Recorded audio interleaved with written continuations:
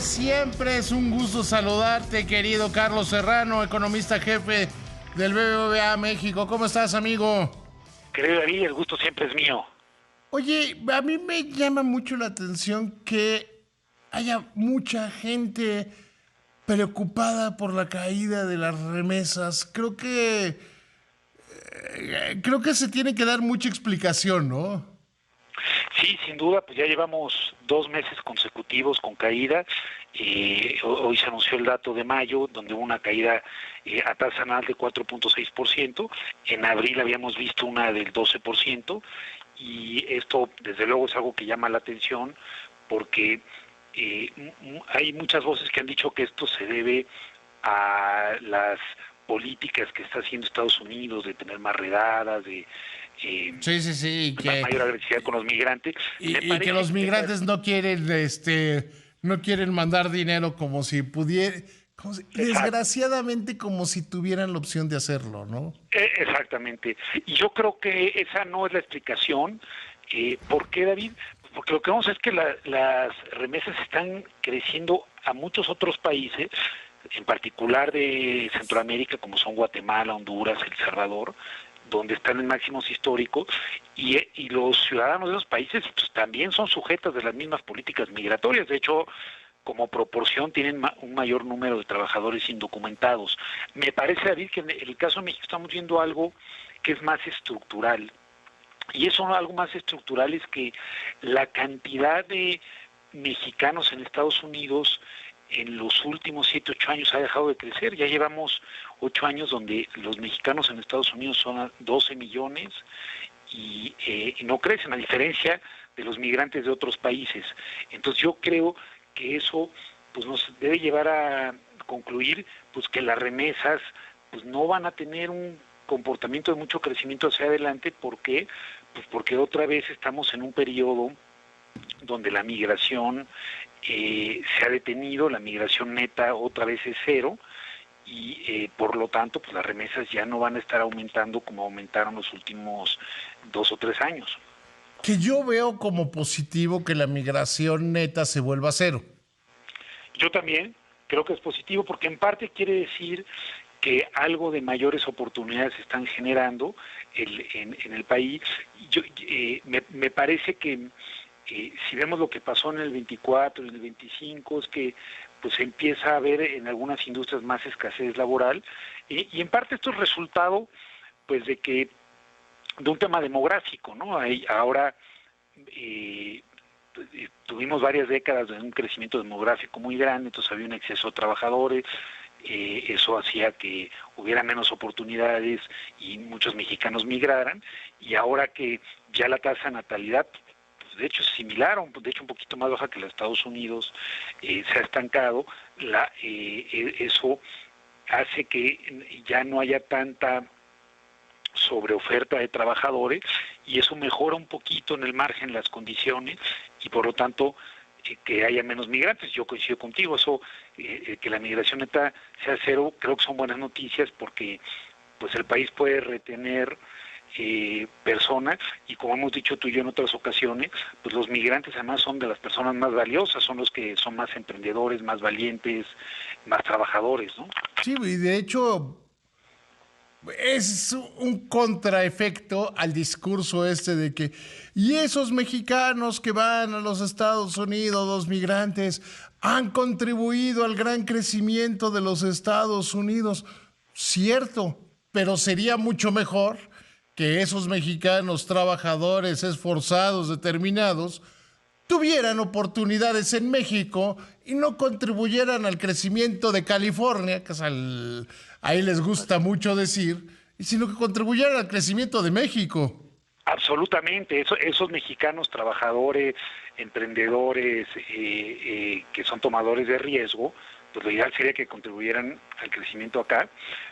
Pero lo que es muy importante, David, es que para que puedan contribuir al crecimiento aquí, necesitamos más inversión, porque la inversión es lo que va a generar los empleos y que le puede dar oportunidad a estos mexicanos. Entonces, me parece que mientras no aumentemos más el nivel de inversión, pues no van a ser unas oportunidades tan buenas para estos mexicanos.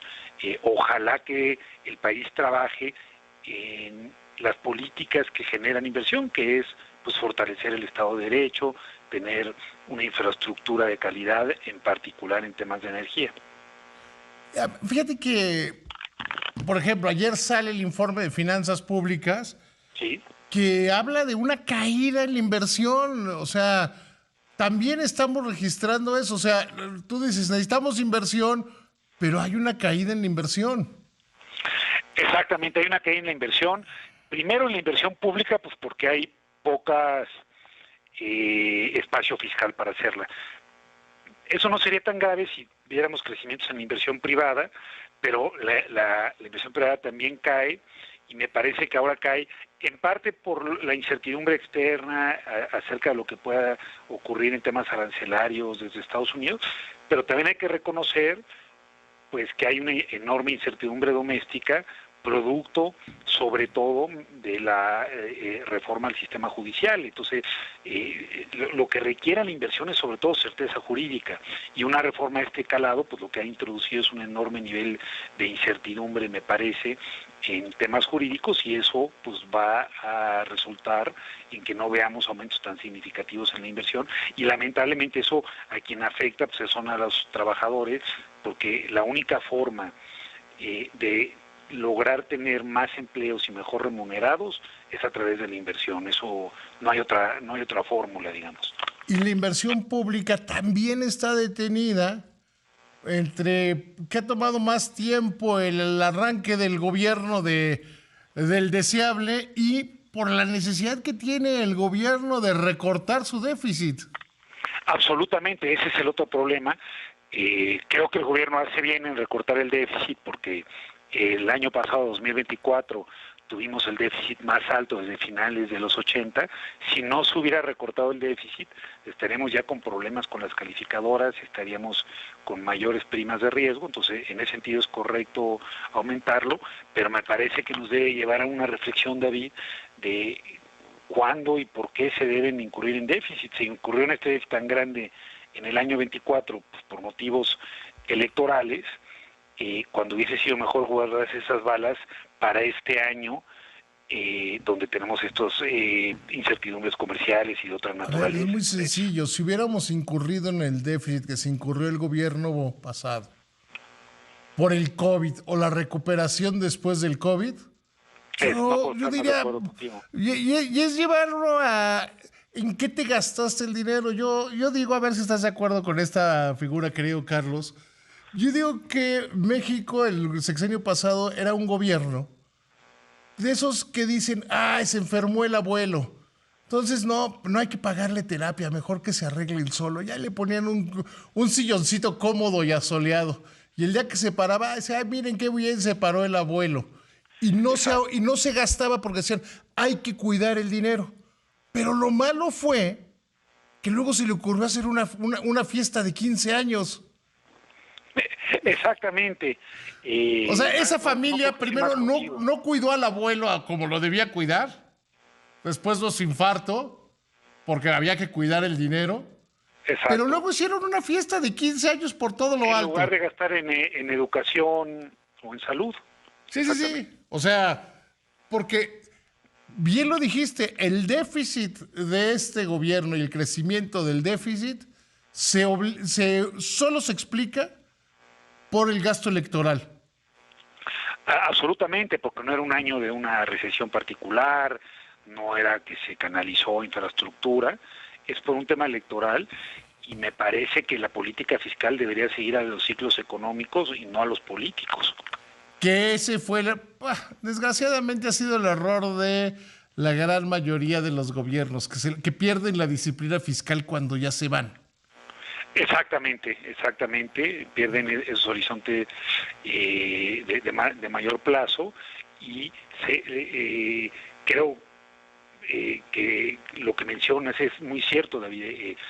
Si se hubiese gastado, por ejemplo, eso en el COVID, no solamente la economía se hubiera recuperado más rápido, sino que se hubieran ahorrado muchas vidas que lamentablemente se perdieron por no haber hecho gastos suficientes en temas sanitarios, y en otras ocasiones, pues lo que se pierde es la oportunidad de, cuando la economía está en una situación más baja y con las tasas de interés son bajas, de invertir en infraestructura.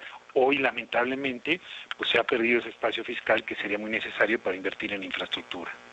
Sí, o sea, yo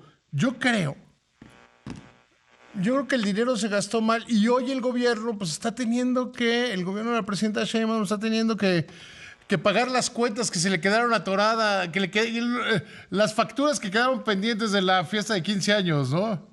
Exactamente, exactamente. Qué bueno que se paguen, qué bueno que se hace un esfuerzo de recortar el déficit, qué bueno que se busque el camino de la disciplina fiscal, pero en efecto se está pagando las facturas de esa fiesta cuando deberíamos estarla gastando en lugar de la fiesta, pues en infraestructura, en educación y en salud, que es lo que nos puede hacer crecer más a largo plazo, no el gasto electoral. Claro.